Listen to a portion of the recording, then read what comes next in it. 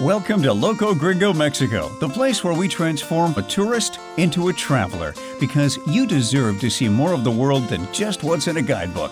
Each week, we talk with amazing locals who know the Riviera Maya and Yucatan like only a local can, and get them to share their tips and insights on the local scene, culture, and cuisine from a local's perspective. So, pour yourself a margarita, grab a comfy chair, and let's get the show going. Hey everyone, this is Kay at Loco Gringo. So glad to have you with us today. Well, today's a special treat because we're talking to someone from the island of Cozumel, and I think a lot of people we get down here on the mainland on the Riviera Maya, and we sometimes forget that there's a great little island right across, a short ferry ride away from Playa del Carmen, and you can take a ferry from Puerto Morelos over to Cozumel. So we're going to be talking to Kelley Morgan Gonzalez. Kelley goes way back in the early days of Cozumel, and I'm really happy she found time in her schedule to have a chat with us. And if you're a diver, you want to listen in because she's got some great dive spots she's going to share with us as well.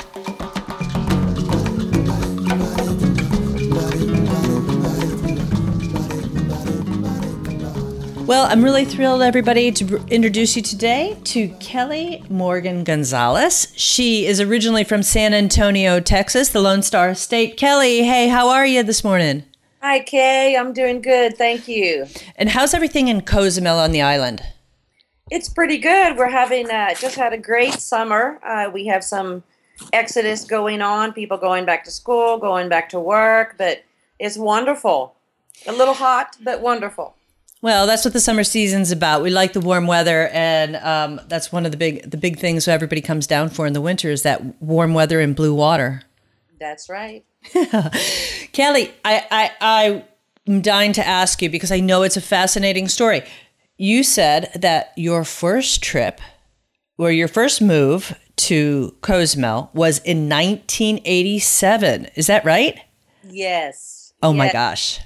What's all that about in 1987? That was back in the day. It was. It seemed like ages ago and like yesterday at the same time. I actually had visited Cozumel many years earlier on my first honeymoon. I fell in love with it. I think we were flying over somewhere near Cabo Catoche where the Gulf meets the Caribbean. And at this time, there was actually a sandbar that separated the murky green water, the Gulf, from this beautiful, clear, turquoise water on the other side. And it just seemed to grab my heart at that moment. I fell in love with it. I knew this was going to be a great honeymoon. Unfortunately, several years later, I did get rid of the husband, but I kept my love for Cozumel in the back of my mind. And came to actually to Isla Mujeres in 1987. I was to work for the summer in a Cuban-type showroom, flamingo showroom that never came to fruit. So I came to Cozumel to work for the summer. Now tell me, were you a diver when you first came for your honeymoon and that? Were you a scuba diver then? Because I'm sure it would have been fascinating diving, just beautiful. It was beautiful. I learned scuba diving here. And that was another hook, of course. Once I went underwater, my instructor had to pull my feet back and say, "Whoa, girl." I just fell in love with it. It is just gorgeous here. So you went from Isla Mujeres to Cozumel, and have you always then just been in Cozumel, or what's life? What was your journey through, living then in Cozumel? Well, I came for the summer just to work. I had one more semester of school. This was many, many years ago, and I had no idea what I wanted to do. And of course, coming here for the summer, living on island life, I found out exactly what I wanted to do. It had nothing to do with school. Unfortunately, that was the same year that Hurricane Gilbert came. I don't know if you were here then, but it was a Category 5 hurricane and pretty much wiped out tourism for us for about a year. We had a day's notice for this hurricane.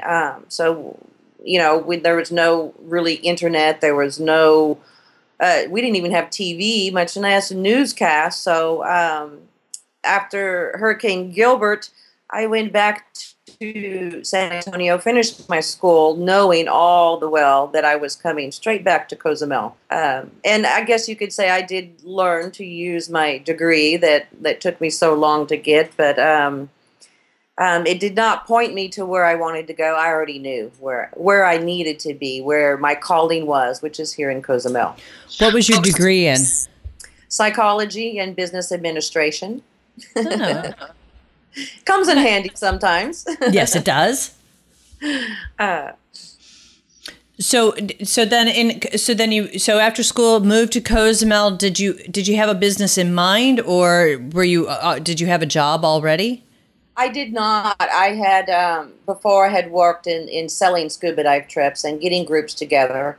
So I came here and decided to get serious about my scuba dive education. Became a dive master and started taking out trips as a scuba dive guide. That way I could afford to do what I loved every single day and every minute of every day almost. Scuba diving is like an addiction. Once you're in it, you're hooked and you just can never get enough. Absolutely. I think the only thing after 20 years of diving here, I don't find anything. I never get bored. It's not repetitive for me. It's something new all the time. But one day I was taking out a tour, and something told me I should not be diving this trip whatsoever. Fortunately, my boat captain was a dive master as well. I found out I was pregnant, so that postponed my scuba diving for a few years. Oh, so you had and you have a daughter, correct? I do. I have a beautiful daughter. She was born here on the island and raised here. She had what I think is the perfect childhood, growing up on a tropical island and, being able to scuba dive at a young age, learning, going to the beach, growing up bilingual, and just having that wonderful, safe childhood. Now, you've seen a lot of changes in Cozumel, and did you go? You went back to diving. So you went back to diving professionally after your daughter, or did you get back to just keeping it as a hobby? Actually, my partner and I bought a boat and started our own dive business, and he became the number one. He's a PADI master scuba diver trainer, so he became in charge of diving, and I took over. At that time, we had computers just came into the area. Internet just came in the area. So I proceeded to go down that path in promoting our business while raising my daughter here on the island. I know we've seen a lot of changes over the years because while you were doing that in Cozumel, I was doing the same here on the mainland, learning this new thing called the internet and getting one of those, really early laptops that are now we just kind of laugh at because they just weighed a ton. So do you still do a lot of web stuff, or I know when we had talked earlier, you're still in the hospitality industry and you also do a little bit of property management? Yes, I actually do promote for the scuba dive company, and I just go diving for fun now, which is great. I can't get away from the diving, but I also started, clients started asking me about rental homes, about purchasing property. So on the side, while I was diving back then, would help people find, vacation rentals, help them contact them with lawyers and real estate agents and sort of be their person on the ground here.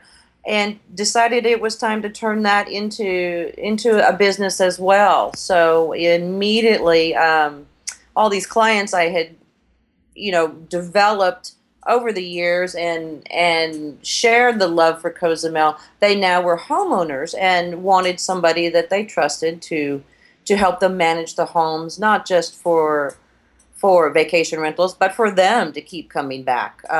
As you know, people who come here and love this area try to come back 2, 3, 4, 5 times a year, as many times as possible, to sort of get a taste of the dream life, like you said, that we have, or they think we have here.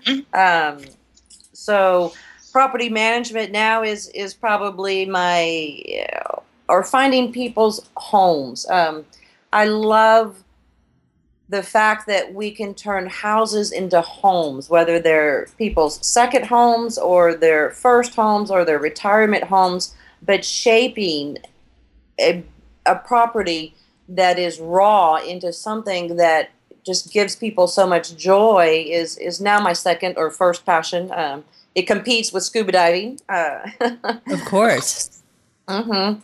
So I've always been fascinated with houses. I was the little girl who would walk down the street and peek into people's living rooms, and I was just fascinated with the different ways that people would decorate their homes, the different areas that they would use, and this has really helped me, I guess, in my business, that I have some vision maybe that is required in purchasing or owning a home that is away from home in a different culture.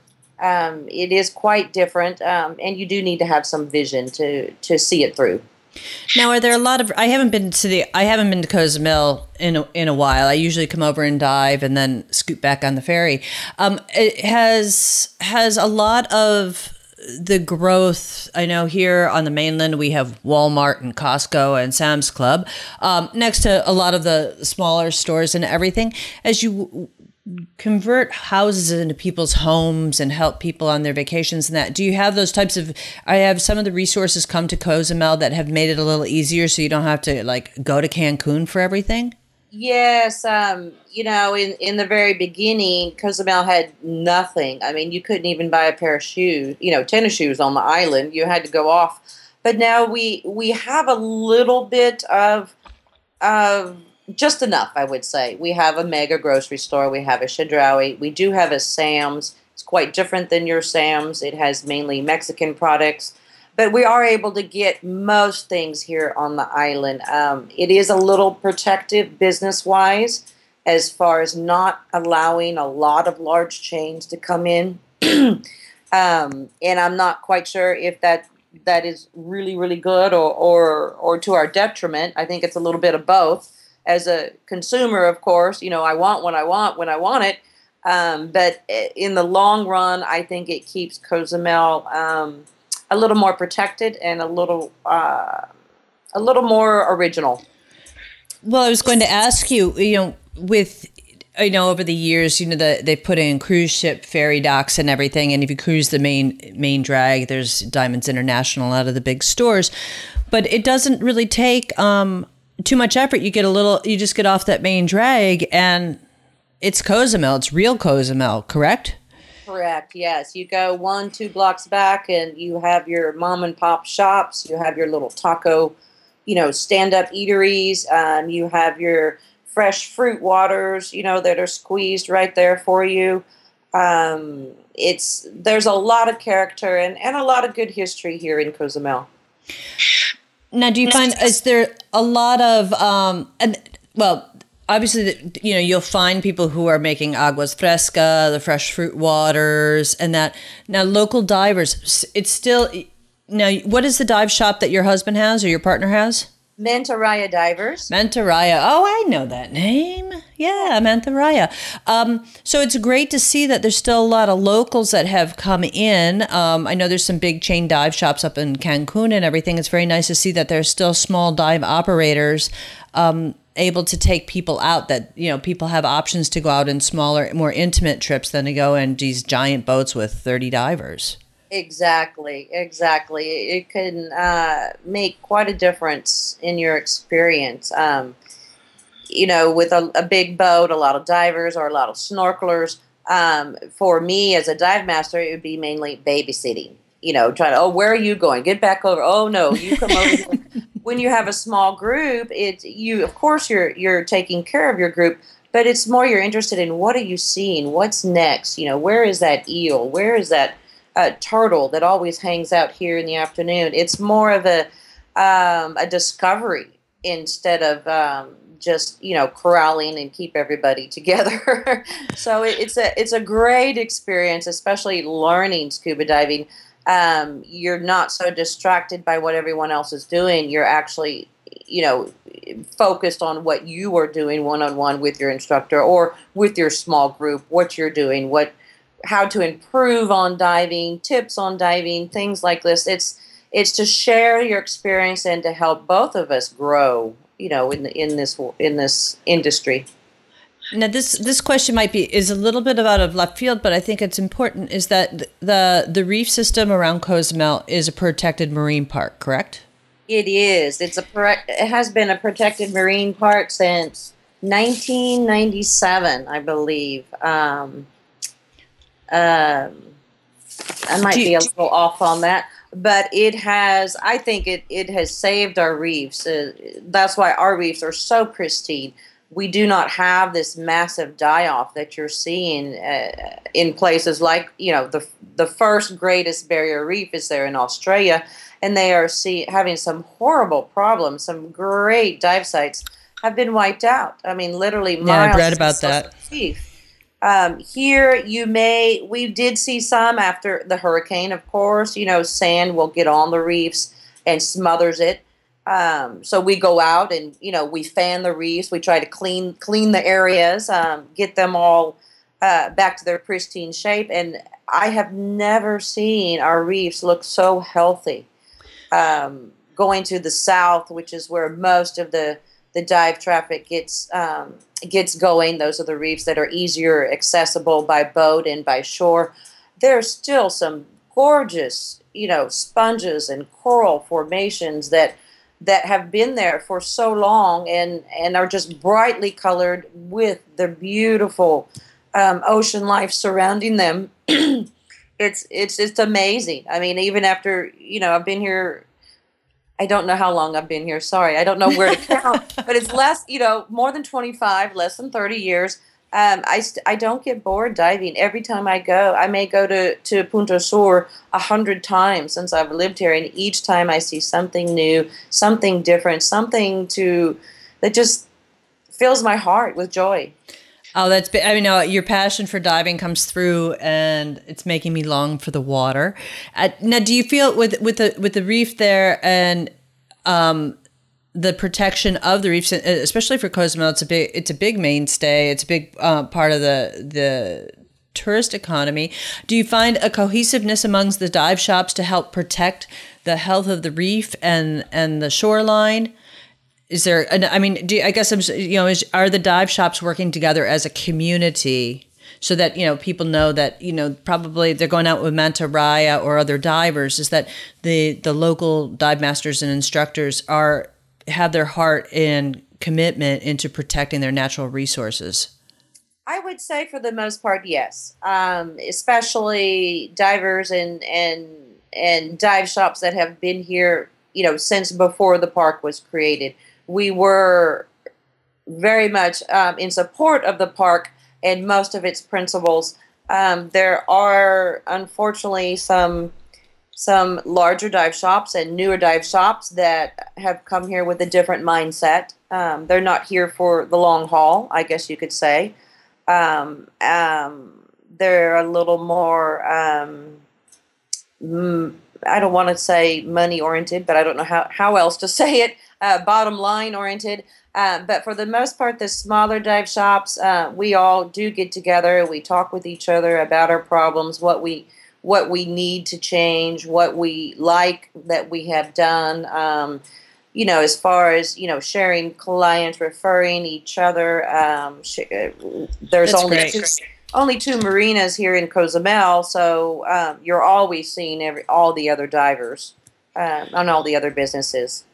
No, it's wonderful that a local community can work tightly together towards common goals, and not only in protection of the reef, protection of the divers, the safety of the divers and snorkelers, and that it's and that people refer people to each other, because I really believe in supporting local businesses, and it's nice to see that the dive community and the dive shop operators in Cozumel are doing the same. Yes, it's very important, I believe, in supporting your fellow people in your chosen field. Especially, I think here, it's the only way that we're going to not save the planet, so to speak, but take care of it. We cannot do it just one by one. We have to do it one by one by one by one in a large group to make an everlasting effect. Yeah, I certainly agree. So you're in Isla Mujeres, Cozumel. Have you traveled? Do you have the opportunity like to go to Baja or other parts of Mexico? I have concentrated in this area. I have repeatedly gone to one of my first trips many years ago was Villa Zacumal, when Villa Zacumal were bungalows on the beach, and that was it. I believe my favorite memory of all is a midnight serenade to this sacred cenote there near Acumal. It was beautiful. This cenote was now the Eco Park Xcaret, which, as we know, is a very beautiful spot with wonderful underwater rivers and cenotes going on. That part I went back to and visited 3 or 4 times. I also have visited Playa del Carmen. You know, when I first moved here, Playa del Carmen was a little satellite village with maybe 2,000 people. I think you have over 100,000 in that area now. I think it's a lot more than that. Oh my Lord! Well, I don't get there that often, but every time I go, I feel like a little kid in a candy store. My mouth is wide open, like, oh, look at this, look at that. But I think one of my other favorite spots that I always go back to is Isla Holbox. I love that little bitty sandy island. It is gorgeous. It is so tranquil. And I love going to snorkel with the whale sharks. We had started this many years ago when before there was regulations, before it was a big business. It's just beautiful, beautiful. One of my most favorite photographs I have is of my daughter and I. She was about 7, snorkeling next to a whale shark, which I don't know if you know, whale sharks, can be, 20, 30 feet long. So here's this little bitty girl and this taller woman and this humongous whale shark. It just makes me realize the beauty of these underwater beasts. I mean, in a moment you would think they could just, flip their fin and knock us, to the bottom of the ocean and kill us. But they were so gentle and so beautiful, even with their babies along. I guess they noticed I had my baby, and they let their baby swim next to my baby. It was just beautiful. I loved it. So I have concentrated in this area: Holbox, Playa del Carmen, Merida, Tulum. I used to make trips to Punta Allen. Unfortunately, the road sort of put me off on that. So I haven't done that in a few years. Well, right now the road's good if you want to go. I will have to try it. I've seen some of your, or heard some of your blogs of other people who live down there and work down there, and it's piqued my interest again. It's good to know that it's now only, 3-hour drive, 4-hour drive instead of, the 8, 9, 10 hours it used to be. Yeah, no, it's got right now. It's it's a pretty fast trip from Tulum down to Punta Allen, and it would definitely evoke those romantic days of old, because it's kind of old school down there. Yes, it's probably pretty much the same. Yeah, for sure. Kelley, can you?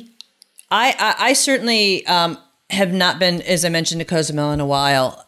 Give me some places, some of your favorite spots there. So, because what can you entice people to do that is off that main drag, to say, here, this is the real Cozumel. And if you're here, or you're coming either on a day trip from the Riviera Maya, or you decide you want a vacation in Cozumel, what are some of your favorite spots that you're willing to share with people on the island? Well, I have favorite spots in the water and above the water. I'll take them all. I will have to say one of my most favorite spots above the water does involve the water, and that's to go to the other side of the island. There's a wonderful ecological hotel called Las Ventanas al Mar that just have wonderful, they have maybe 10, 12 rooms. Each room sits on top of a cliff overlooking the ocean. So when you open your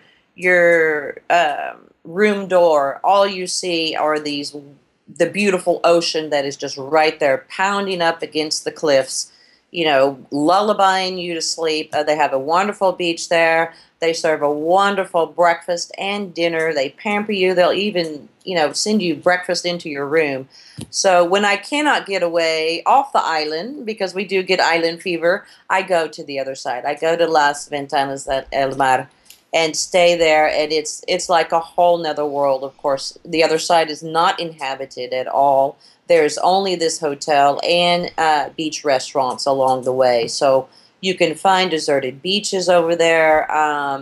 It's not good snorkeling or scuba diving, but you can take your boogie board. On a good day, you might find some waves enough to do some surfing.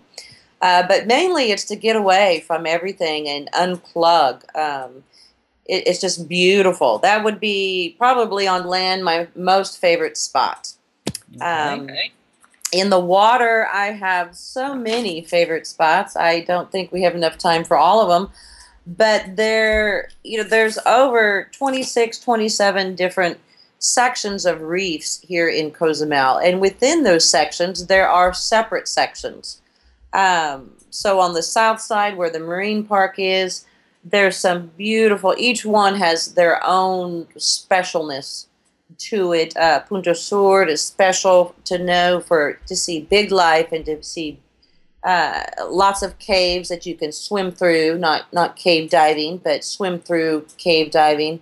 My favorite spot in all of Cozumel to dive is a very little known reef called El Recoveco, which means a little nook. And this is on the north side. It's a lesser known dive site. There's a little wall with cutouts there with the most pristine, bright purple corals and sponges and yellow and orange. And luckily in the wintertime, there are schools of spotted eagle rays that will circle around. And they're very curious. You'll see them circle around, check you out, and they get closer and closer as they're circling around. They look like they're just gliding. They're the most probably gracious underwater animals I've ever seen.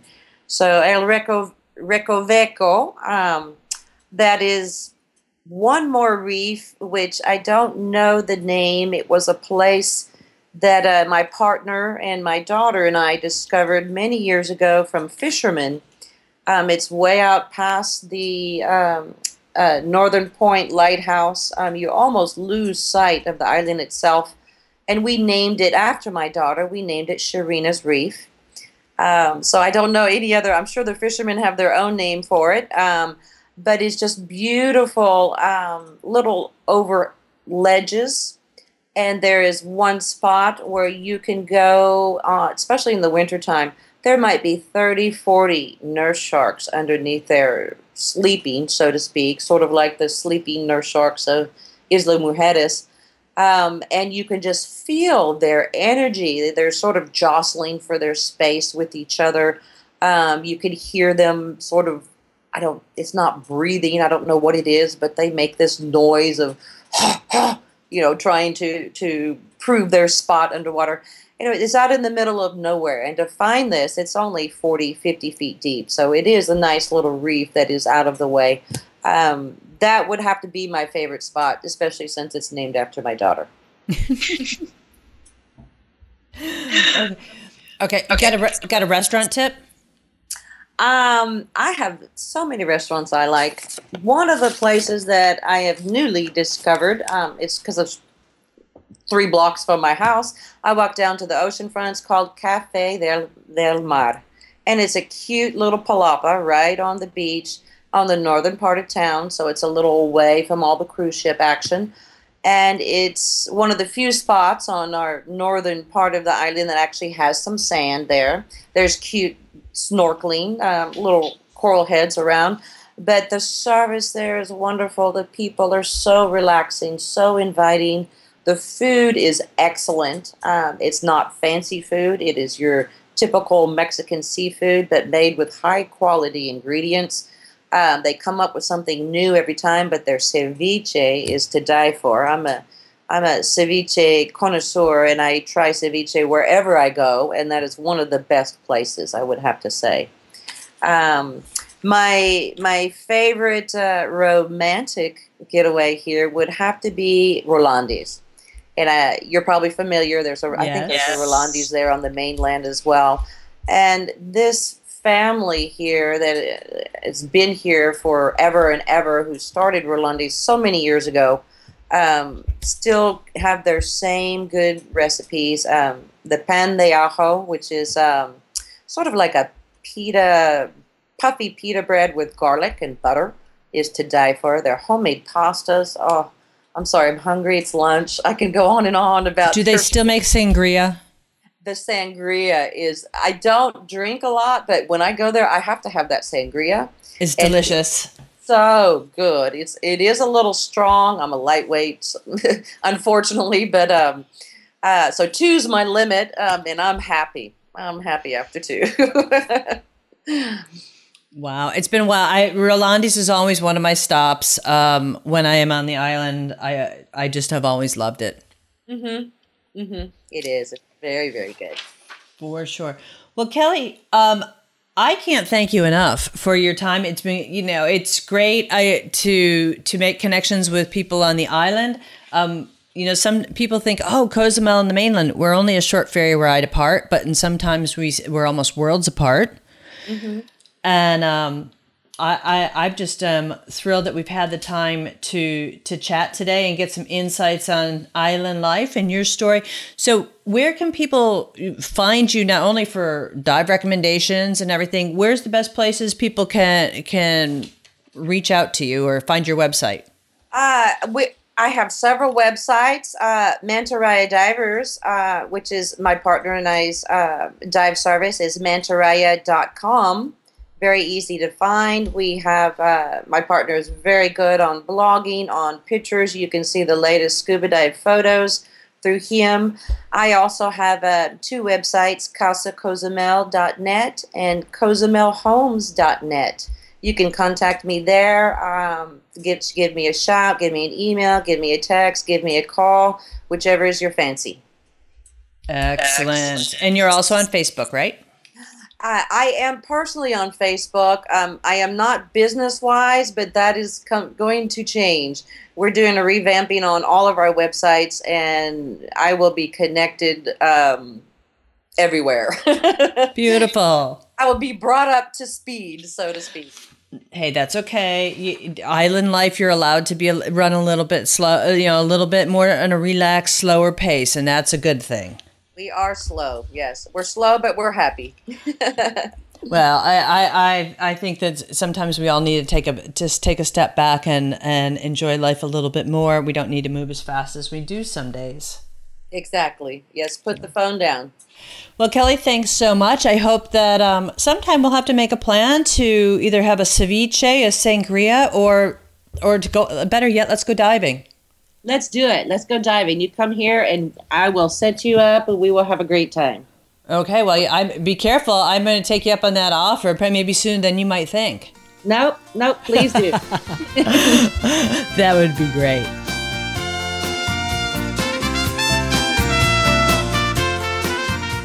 Well, once again, a big thanks to Kelley and a big muchas gracias to all of you for tuning in today.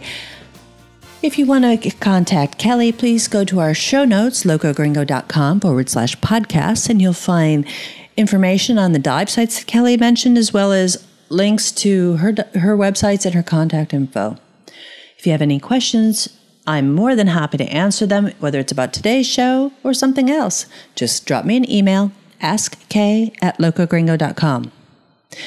Well, everyone, until next week, hasta la vista. Thanks for listening. If you like the show, be sure to subscribe. For links, show notes, and more information, head on over to locogringo.com or give us a call toll-free at 800-478-0081. Porque se tragó la luna, estaba enferma la rana. Su madre soba que soba, dedos de pluma la panza.